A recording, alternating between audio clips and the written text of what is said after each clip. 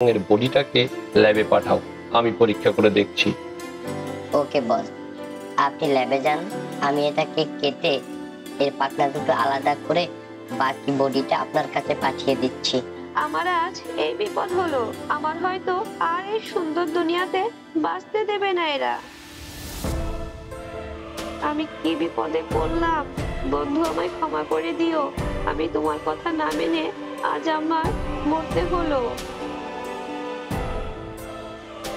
বন্ধু, মরার আগে যদি একবার তোমায় দেখতে পেতাম, আমি মরেও শান্তি পেতাম।